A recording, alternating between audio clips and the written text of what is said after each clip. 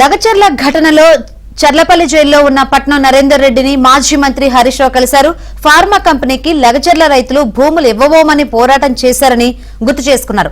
ఒక్కసారి మాత్రం నరేందర్ రెడ్డి ఫోన్ చేసినట్లు రిమాండ్ రిపోర్టులో ఉందన్నారు. రేవంత్ రెడ్డికి భజన చేసేందుకు తాము లేమని, ఎన్ని కేసులు పెట్టినా ప్రభుత్వం తప్పులు ఎత్తి చూపుతామన్నారు. తెలంగాణలో ఏం జరిగినా బీఆర్ఎస్ కుట్ర ఉందని తప్పుడు ప్రచారం చేస్తున్నారని హరీష్ రావు మండిపడుతున్నారు.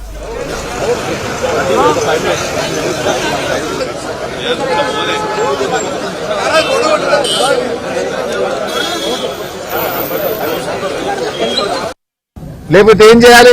నువ్వు చేసే తప్పులకు, నువ్వు చేసేటువంటి నేరాలకు, నువ్వు చేసేటువంటి అక్రమాలకు మేము చిరుతలు వాయిస్తూ నీకు చెక్క భజన చేయాలనా? చిరుతలు వాయిస్తూ నువ్వు చేసే తప్పులకు మేము భజన చేయాలనా?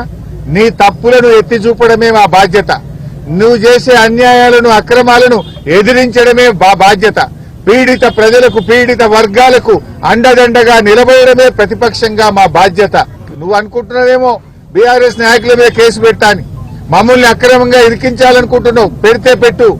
మాకు ఉద్యమాలు కొత్త కాదు, అరెస్టులు కొత్త కాదు, జైళ్లు కొత్త కాదు. తెలంగాణ ఉద్యమంలో అనేక కేసులు ఎదుర్కొన్న వాళ్ళం. తెలంగాణ ఉద్యమంలో జైళ్లకు పోయొచ్చిన వాళ్ళం. కానీ మా బాధల్లా నీకేదన్నా బీఆర్ఎస్ మీద కోపం ఉంటే నన్నో, కేటీఆర్ నో, మా లక్ష్మారెడ్డినో, మా పల్లా రాజేశ్వరరెడ్డిని జైల్లో వేయండి, మేము పోతాం. కానీ అమాయకులైన గిరిజన రైతులను ఎందుకు జైల్లో వేసినామని మేము అడుగుతా ఉన్నాం. తక్షణమే ఆ గిరిజన రైతులను వెంటనే విడుదల చేయాలని చెప్పి బీఆర్ఎస్ పార్టీ పక్షాన డిమాండ్ చేస్తా ఉన్నాం.